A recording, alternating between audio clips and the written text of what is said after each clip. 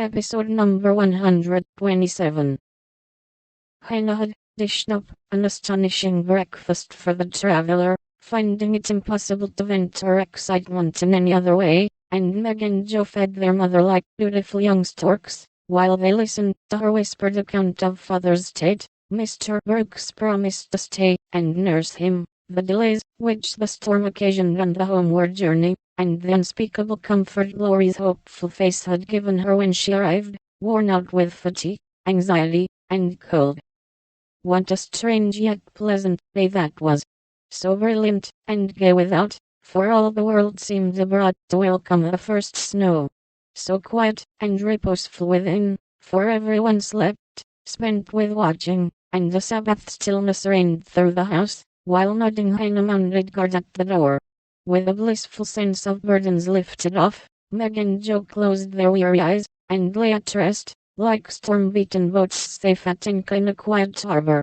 Mrs. March would not leave Beth's side, but rested in the big chair, waking often to look at, touch, and brood over her child, like a miser over some recovered treasure. Laurie meanwhile posted off to comfort Amy, and told his story so well that Aunt March actually sniffed herself, and never once said, "I told you so." Amy came out so strong on this occasion that I think the good thoughts in the little chapel really began to bear fruit.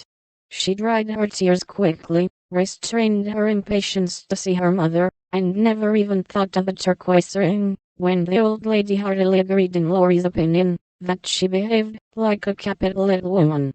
Even Polly seemed impressed, for he called her a good girl, blessed her buttons, and begged her to come and take a walk, dear, in his most affable tone. She would very gladly have gone out to enjoy the bright wintry weather, but discovering that Laurie was dropping with sleep in spite of manful efforts to conceal the fact, she persuaded him to rest on the sofa, while she wrote a note to her mother. She was a long time about it, and when she returned, he was stretched out with both arms under his head, sound asleep, while Aunt March had pulled down the curtains, and sat doing nothing in an unusual fit of benignity. After a while, they began to think he was not going to wake up till night, and I'm not sure that he would, had he not been effectually roused by Amy's cry of joy at sight of her mother.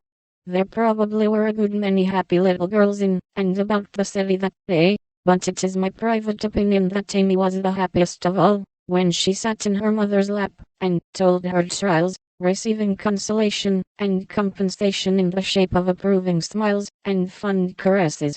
They were alone together in the chapel, to which her mother did not object when its purpose was explained to her. On the contrary, I like it very much, dear. Looking from the dusty rosery to the well-worn little book, and the lovely picture with its garland of evergreen. It is an excellent plan to have some place where we can go to be quiet, when things vex or grieve us. There are a good many hard times in this life of ours, but we can always bear them if we ask help in the right way. I think my little girl is learning this.